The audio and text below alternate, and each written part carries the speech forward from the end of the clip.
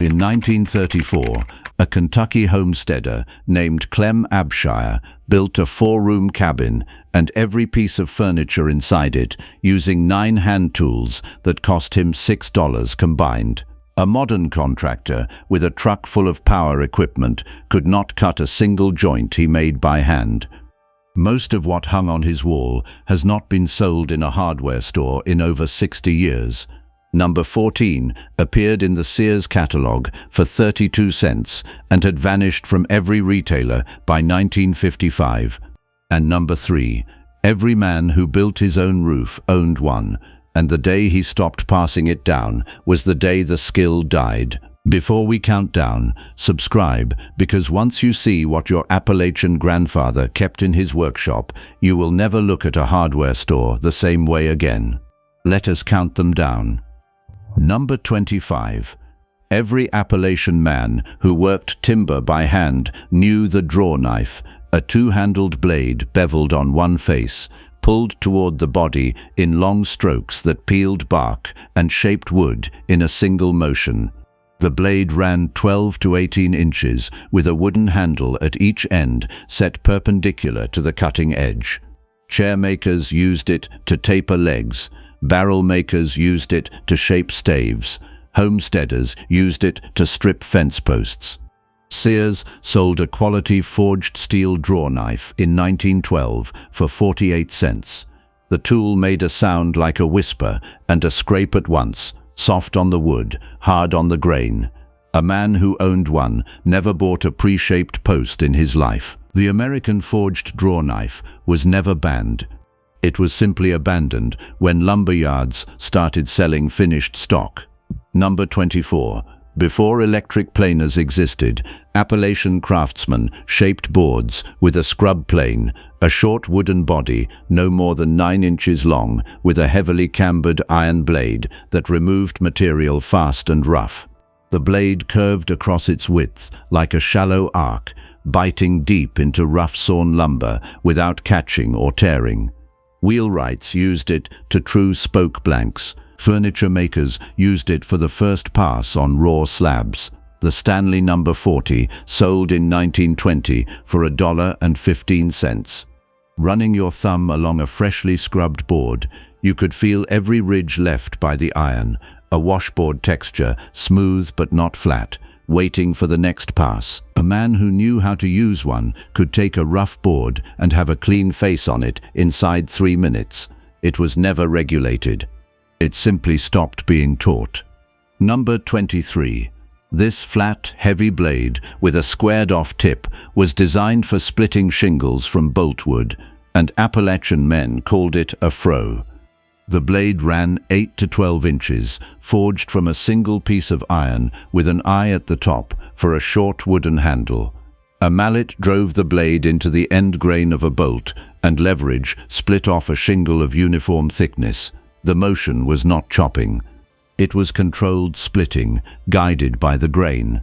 Hardware catalogs from 1900 listed froes from 60 cents to $1.10, depending on blade weight. The crack of the mallet against the froe collar was the sound of every homestead roof being built, a dense knock followed by the clean pop of a split. Every man who roofed his own house owned a froe. It was never outlawed. It was made obsolete by the lumber mill. Number 22.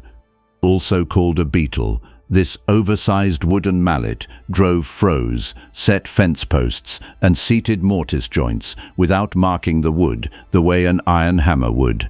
The head was turned from a single block of dense hardwood, Osage orange or black locust, and weighed between 4 and 8 pounds on a handle of 18 to 24 inches. A properly made beetle had the grain of the head running perpendicular to the handle, distributing impact across the full face. One made from Osage orange, the hardest native wood in the eastern states, lasted a generation of hard use. The sound it made against a joint was hollow and flat, nothing like iron on wood. No law touched the beetle. The nail gun and the hydraulic ram arrived, and the beetle disappeared from workshops inside a single decade. Number 21. A step beyond the standard hoe, The grub hoe was a heavy, wide-bladed digging tool designed to break clay soil, cut root systems, and chop through sod that a garden hoe would bounce off of. The blade ran 5 to 7 inches wide, forged from thick plate steel, and set at a steep angle to the handle for maximum downward force. Homesteaders used it to break new ground, clear garden plots from second-growth forest, and ditch drainage channels along cabin foundations. A man swinging one in clay could feel the impact travel up the handle and into both shoulders. The blade bit and held. The 1915 Sears catalog listed a heavy grub hoe for 68 cents. Extension offices replaced it with rototillers by the 1950s, and it faded from hardware stores within a generation. It simply stopped being necessary when powered equipment arrived. Number 20. That long-handled wooden implement with the wide, flat bottom that every Appalachian grandmother kept next to the hearth was not just for bread. It was a peel, used to slide loaves into a stone or brick oven and retrieve them without burning a hand or tipping the dough. The paddle ran 2 to 3 feet with a thin, flat blade that slipped under a risen loaf without deflating it. Some were cut from a single piece of poplar, shaped by a draw knife and sanded smooth. The surface wore dark with years of flour, heat, and oil. A woman who baked 3 times a week used a peel 10,000 times without once thinking to replace it. No catalog priced them because most women made their own or had one made by whoever built the oven. The peel vanished because the brick hearth oven vanished first. Number 19. Now here is where it gets strange. The broadaxe was the universal shaping tool of Appalachian log construction, a wide single bevel blade on an offset handle that let a man stand beside a log and hew its face flat without the handle striking the wood below. One face was flat and the other beveled, directing the cut precisely along the surface. A skilled hewer could take a round log and produce a flat face accurate to a 1/4 inch using only this tool and a chalk line. Granville Collins of Watauga County, North Carolina, recorded in his 1887 ledger that he had hewn logs for 3 cabins in one autumn with a single broadaxe. The smell of freshly hewn oak hung in the air for days, sharp and green at first, then settling into something warm and dry. Modern log cabin kits use milled lumber. The broadaxe skill died with the men who held it. Number 18. When a family needed to move a stone too heavy for a man to lift, every homesteader reached for the cant hook, a wooden lever 4 to 6 feet long with a hinged iron hook near the bottom that bit into a round surface and locked tighter the harder you pulled. A single man could move several hundred pounds using only leverage and a good grip. Loggers used them to roll felled timber. Homesteaders used them to clear stones from garden ground and position foundation rocks. A quality forged iron cant hook sold for $1.20 in 1910. The solid clunk of the iron hook seating against a round log was unmistakable. A single heavy click that told you the tool had engaged. Cant hooks vanished from the homestead the moment tracked excavators arrived on rural roads. The tool never disappeared from logging catalogs. The homesteader who used it did. Number 17. A curved steel hook on a wooden handle designed for grabbing hay bales. The hay hook was the standard loading tool of every Appalachian barn loft from the 1870s through the 1940s. The hook was forged from 1/2 inch round stock, bent into a tight curve, and attached through the center of a short hardwood handle. A man drove the point into a bale, twisted and lifted. 2 hooks working in rhythm loaded a wagon faster than any system before the bale elevator. The 1922 Montgomery Ward catalog listed a standard hay hook for 22 cents. The hook left small puncture marks pressed into every wooden handle it rested on, worn into the grain over years of use. When hay balers changed the format from rectangular to round in the 1970s, the hook became useless overnight. It was never outlawed. It was made obsolete by a change in the shape of the thing it grabbed. Number 16. The mortise chisel was a thick-bladed, heavy-handled tool designed for chopping the rectangular pockets that received the tenon ends of framing timbers and furniture joints. The blade was thick and rectangular, strong enough to be driven with a mallet without flexing under repeated cross-grain impact. A carpenter building a timber-framed structure might own 6 or 8 in various widths from a 1/4 inch to 1.5 inches. The Underhill Edge Tool Company of Nashua, New Hampshire, sold them in the 1890s for 15 to 30 cents each. The resistance of the wood changed with every species, soft in pine, gummy in poplar, dead hard in white oak, and an experienced man could feel the difference without seeing the cut. Steel dowels and construction adhesive replaced the mortise joint by the 1950s. The chisel left the standard toolkit without anyone writing a record of its passing. Number 15. A singletree was the wooden crossbar that connected a draft horse to a plow or wagon, turned from straight-grained ash or hickory with iron rings at each end and a swivel hook at the center.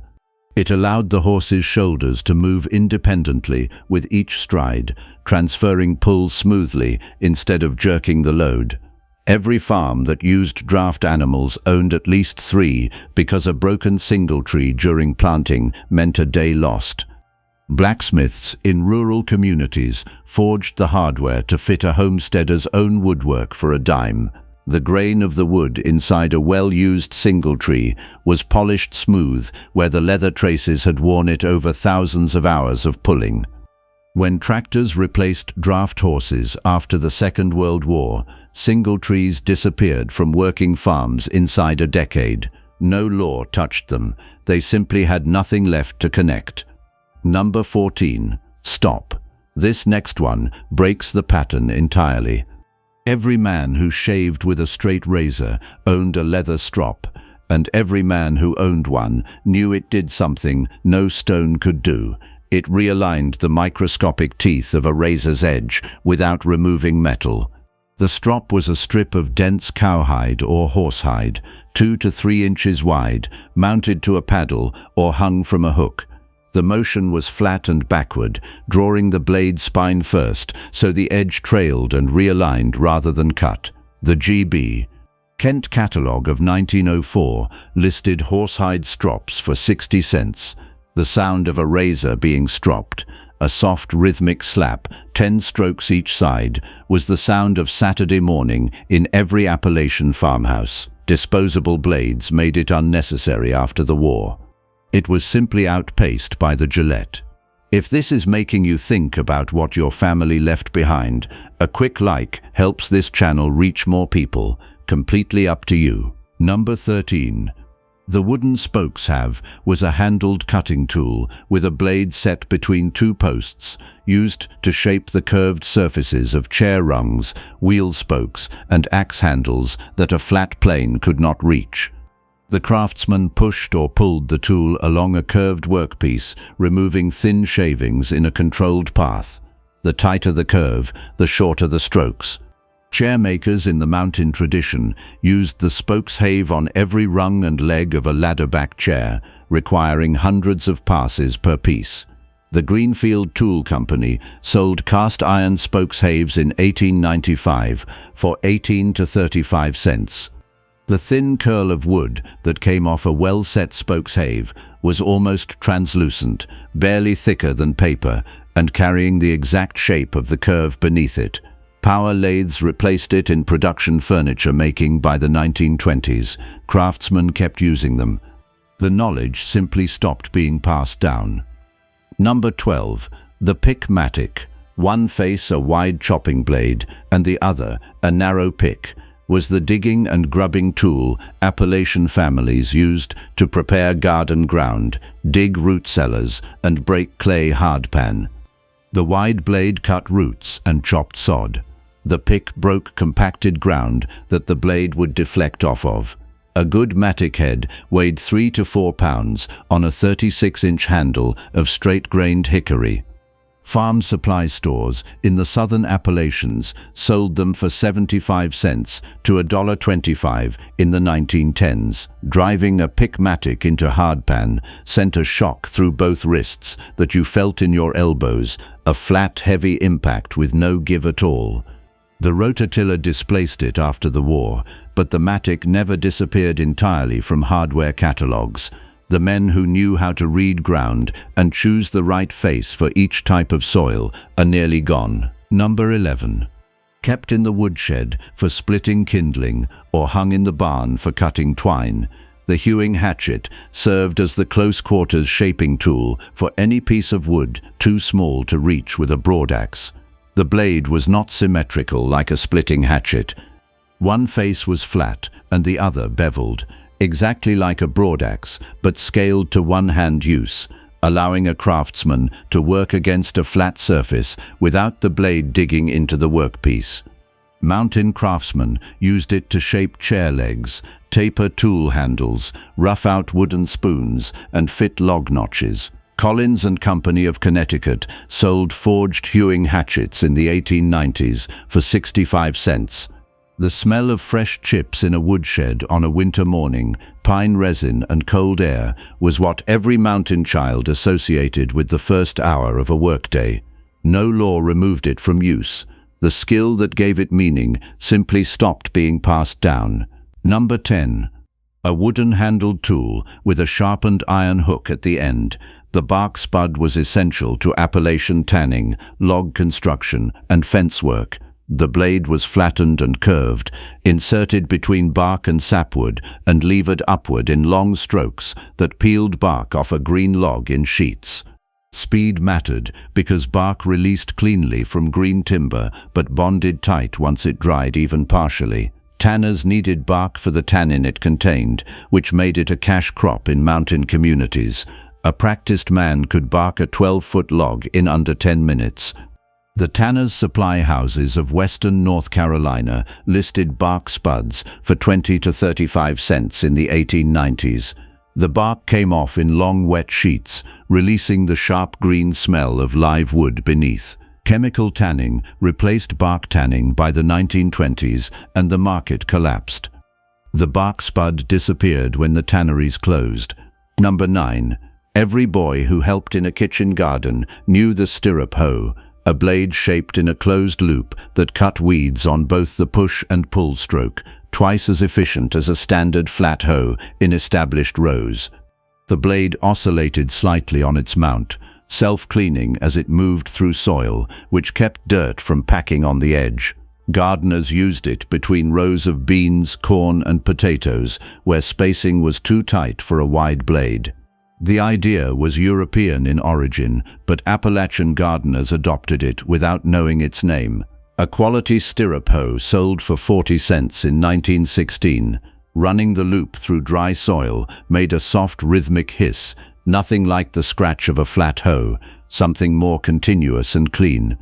The tool never received a consistent name and drifted through catalogs under half a dozen labels.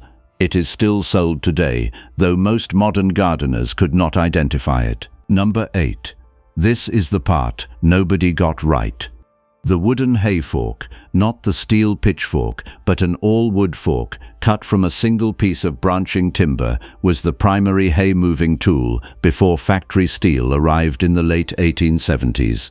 A man selected a sapling that naturally divided into 2 or 3 tines, dried it under weight to prevent warping, smoothed the tines with a draw knife, and hardened the tips over fire. A good wooden fork weighed almost nothing and moved loose hay without the tines catching and clumping. No price existed because no sale took place. The feel of a light wooden fork in the hand, the slight flex in the tines, the warmth of the wood, was entirely unlike the rigid clank of a steel pitchfork on a wagon board. Steel took over when supply chains reached every hollow. Nobody banned the wooden fork. Nobody needed to. Number 7. The corner chisel was an L-shaped blade, 2 cutting edges set at 90 degrees, designed to cut a perfect square corner in a mortise with a single mallet blow. Ordinary chisels cut one wall at a time, requiring 2 passes and leaving a curved radius at the inside angle. The corner chisel removed both walls simultaneously, producing a sharp right angle in one stroke. Cabinet makers and stair builders used them wherever a joint required a clean inside corner. A quality one required skill to forge because both edges had to be ground and tempered to the same hardness. The L and I.J. White Company of Buffalo listed them in 1901 for 40 to 75 cents. The sound against hardwood was a quick double thump, clean and compact, unlike any other shop tool. Modern routers replaced it before 1950. Woodworking schools stopped teaching its use before anyone wrote down the technique. Number 6. The stitching awl, a wooden-handled tool with a thick diamond-shaped iron shaft, was the primary leather joining tool of every harness maker, cobbler and saddler in the mountains. The diamond cross-section cut a slit rather than a round hole, allowing waxed thread to fill it completely and make a water-resistant seam no round punch could produce. Cobblers used them to punch holes. Harness makers used them to set rivets. Farmers used them to repair cracked reins in the field. The awl passed through 4 layers of harness leather with hand pressure alone when the tip was kept sharp. A good one sold for 8 to 15 cents in 1905. The scratch of the diamond, point through dense leather, was almost musical, a thin tearing note that meant the seam would hold. Machine stitching eliminated hand-sewn leather in farm use by the 1950s. The men who used it on working harness every day are gone. Number 5. The timber scribe, a pointed iron tool shaped like a compass, was the measuring instrument Appalachian log builders used to transfer the exact curve of one log onto the log above it, so the upper log could be carved to seat perfectly without gaps. The 2 legs were set to the width of the gap and walked along the joint, the fixed leg following the bottom log, while the free leg marked the top one. A man who could scribe accurately built walls that needed no chinking and no plaster. A set sold for 25 to 60 cents in the 1890s. Following the marks of a well-run scribe across a freshly hewn face, a thin, clean line at exactly the same depth all the way around required the same discipline as reading a level. Modern log home builders use gasket tape and sealant. The scribe was never patented, never codified, and not taught in trade schools after the 1930s. Number 4. The grain cradle, a scythe fitted with a wooden framework of curved fingers above the blade, caught cut grain stalks and laid them in a neat swath rather than letting them scatter. A skilled cradler cut and laid grain in a single motion that a follower could bind immediately. The framework was made from thin rods bent and dried into shape. A man who could cradle 5 acres of wheat a day was considered a strong worker. The 1860 Sears Circular listed complete grain cradles at $1.60. The rhythm of a practiced cradler was hypnotic. The long pull through standing grain, the pivot, the return, and the swish of the blade carried across a morning field in a way no machine has replicated. Mechanical reapers ended the cradle in flat country. In steep mountain fields, cradlers kept working until the war. The machines arrived, and the cradle was left in the barn until the barn fell. Number 3. This is where it ends, and this is where it started. The froe, the same tool you heard about at number 23, but this time not for its blade, this time for what it meant. The froe was not just a tool, it was a transfer of knowledge from one man's hands to another, across generations that did not write things down. Every man who built his own roof owned one. Every man who owned one pressed it into a son's hands and showed him the angle, the grain, the twist. The Depression drove families back to skills that prosperity had erased, and the froe came out of the barn for the last time during those years. The knowledge was the thing that was lost. Once a generation stopped building its own roof, the tool and the skill went together. The fro is still out there, the hands that understood it are not. Number 2. Before the crosscut saw arrived in every hollow, Appalachian homesteaders bored and split their timber with the post auger, a T-handled boring tool with a spiral bit the length of a man's forearm that drilled clean holes through green logs for pegs, pins and fence rails. A man could bore a 2-inch hole through a hickory post in under a minute, and the hole he made held a split rail tighter than any nail. The bit through a long curl of wet wood that smelled of the heartwood it had just opened.